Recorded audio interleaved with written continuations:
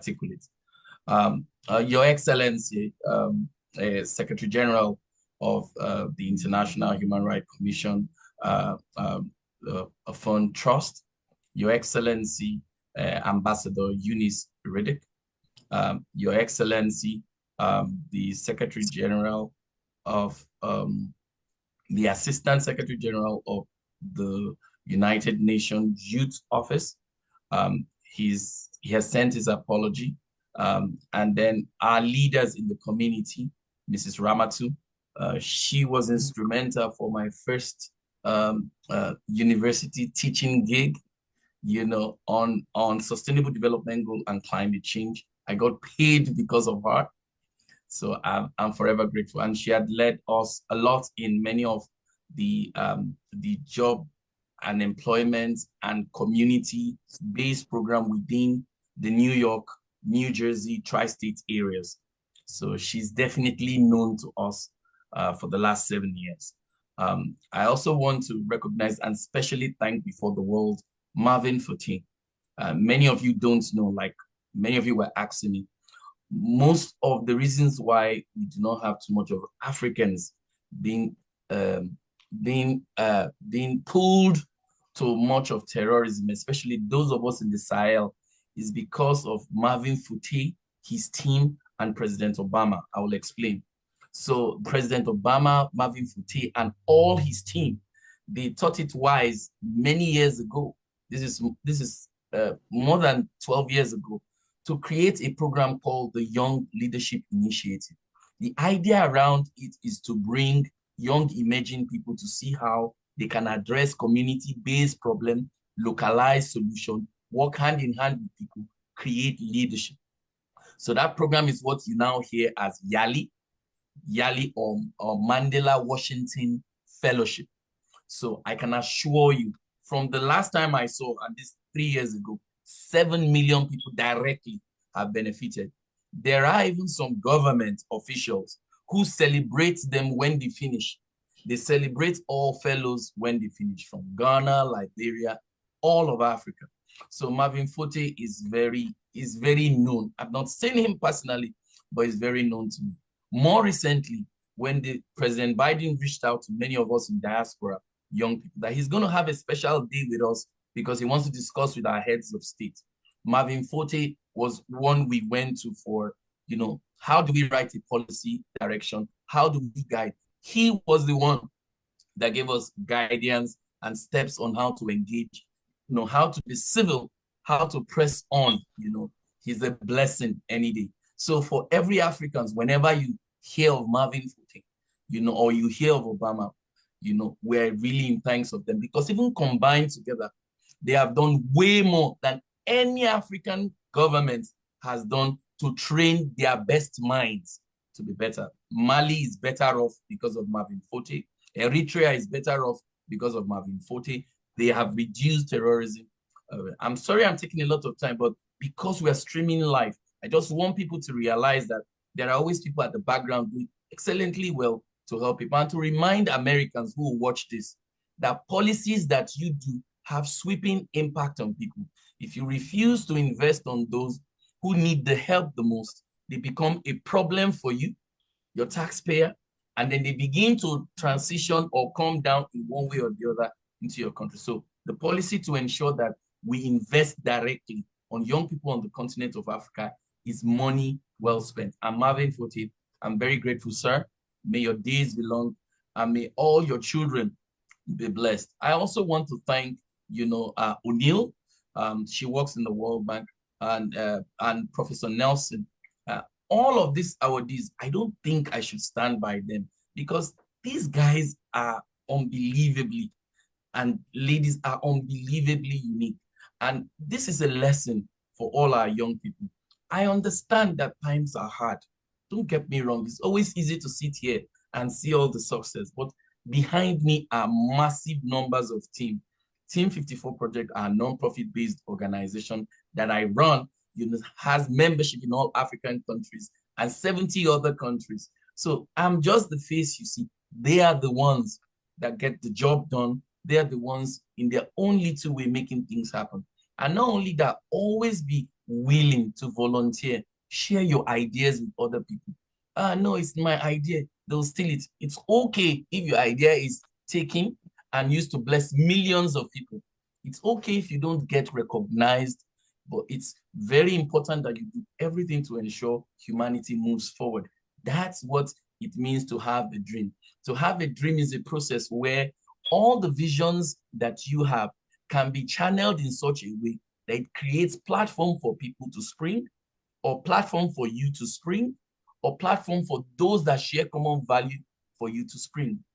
So the dream in itself is a process that should inspire you, help you, hold you accountable to yourself, and ensure that you achieve your dream. I also want to thank the chairman of the selection committee in Ghana. He has been tirelessly, reaching out to us, and again in his speech, he has made it clear that we must learn to always recognize the heroes within ourselves.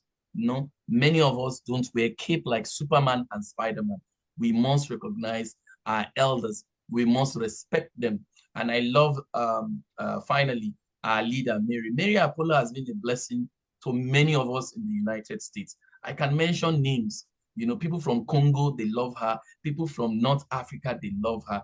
She has always been spot on, creating platforms to showcase how best our minds are. She has a podcast on social media that she uses and brings in established, emerging, entrepreneurs.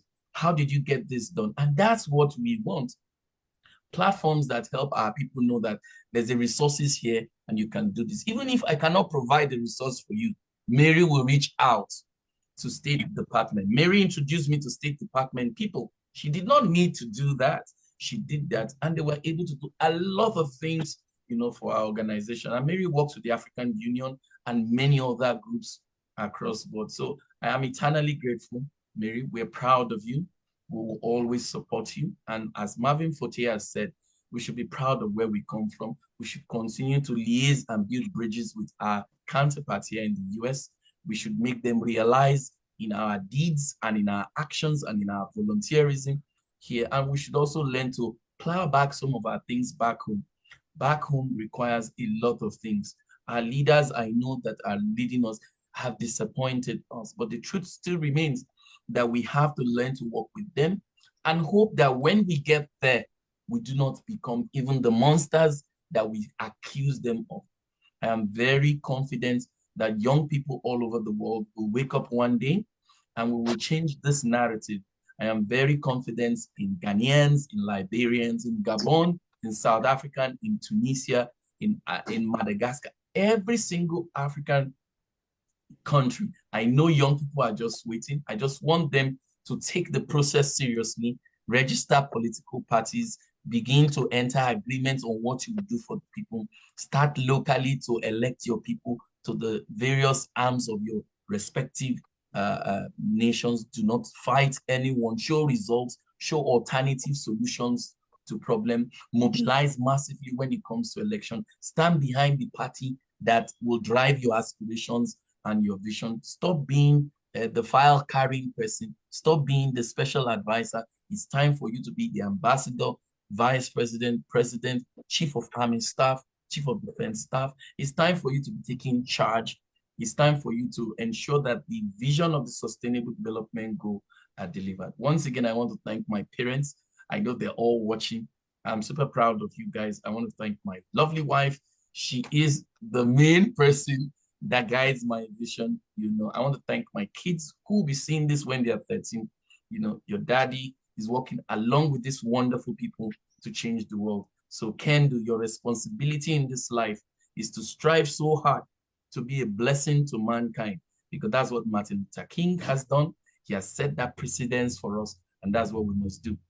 I also want to thank my community members who are watching all the way in Africa. Thank you so much for all your prayers. Things will get better, my people. What is key now is that we start to identify within ourselves those that are credible and honest, and then things will get better. So I thank you all, and I wish you a happy Martin Luther King Day.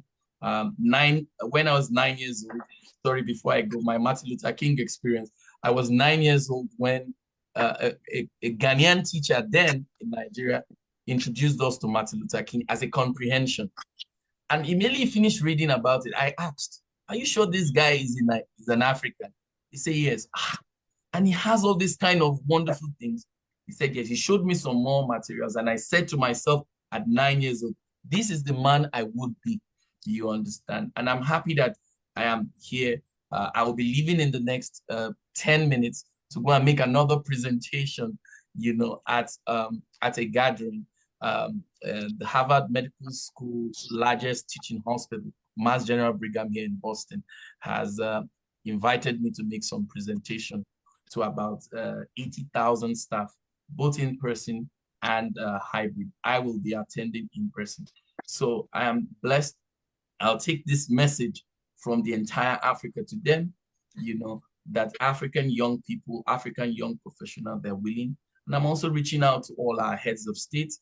Young people are not here to compete with you. We're only here and eager. The urgency is in us to make life better, because we know very soon we will transition out of this phase, and then we have young kids that we need to give a legacy for. So please, if you are hearing this and you're watching this, young people are not your enemy. It's time we work together as Africans. It's time you fulfill the desires of your people, because that's where your blessing lies. If you seek the peace of your people, your peace will be established, not in getting guns to shoot your own people, not to getting guns or not to take their funds, not to swallow everything for yourself and your family. You just have to learn to prioritize for your people. When you do that, they'll sing your praise and they'll fight for you. Thank you, and God bless Africa.